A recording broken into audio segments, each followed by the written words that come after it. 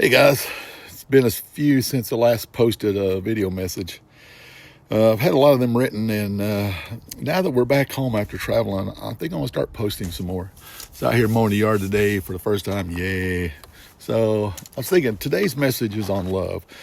The three loves described by the Greeks. See, the Greek language is very impressive.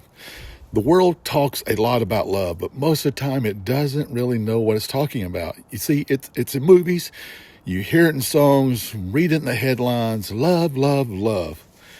But the kind of love the world keeps chasing is often more about feelings, desires, or chemistry than anything deep or lasting. See, we confuse attraction with affection, passion with commitment. And when those feelings fade, people assume the love is gone too. But see, the real love doesn't disappear just because emotions cool down. See, real love digs in. Real love stays. In the New Testament, written in Greek, there are several different words used for love. See, that language gives us a better lens to understand what love really means.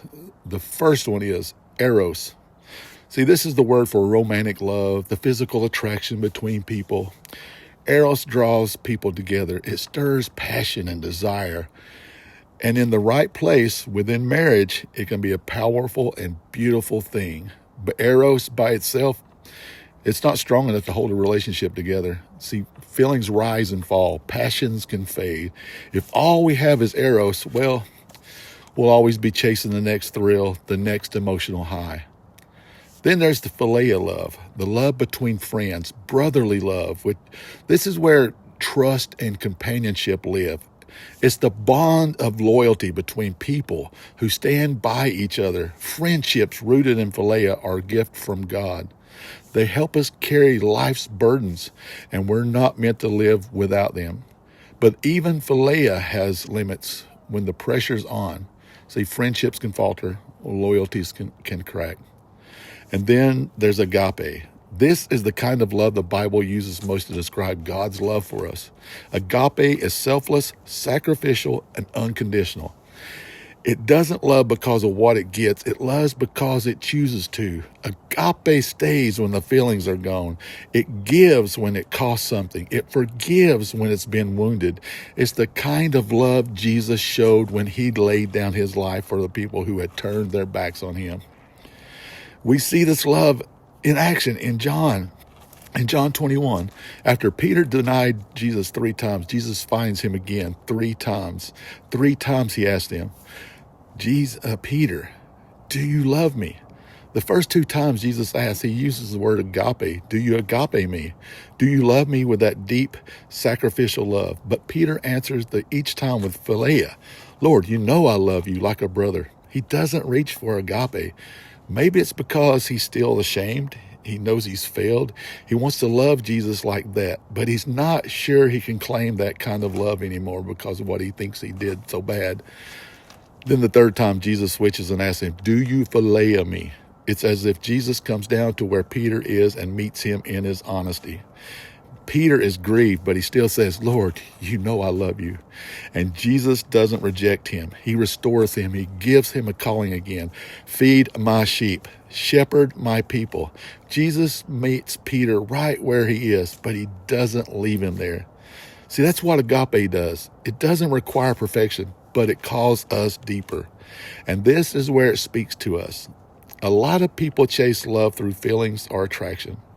They believe if the spark fades, the love is over. But the love we are called to isn't built on sparks. It's built on sacrifice, on staying, on choosing the good of another even when it costs us something. Romantic love might bring us together. Friendship love might keep us connected. But you see, it's agape that holds everything when the storm hits. It's agape that gets us up in the night to comfort a crying child, that forgives a spouse when words cut deep, that keeps praying for a prodigal child who hasn't come home, that keeps showing up even when your heart is tired. Jesus didn't die for you because you were lovable. He died for you because he is love. And the more we receive that love from him, the more we can give it away to others. We're not going to love like that on our own. It doesn't come naturally. It comes from knowing the one who loved us first, who forgave us, stayed with us, redeemed us. That's what changes us. That's what transforms how we treat each other.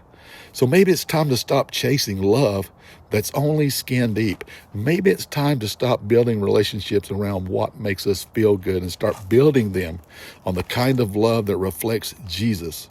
Not love that fades, but love that fights, love that forgives, love that stays. Because at the end of the day, the kind of love that changes the world isn't the kind that stirs your heart for a moment. It's the kind that shapes your life forever.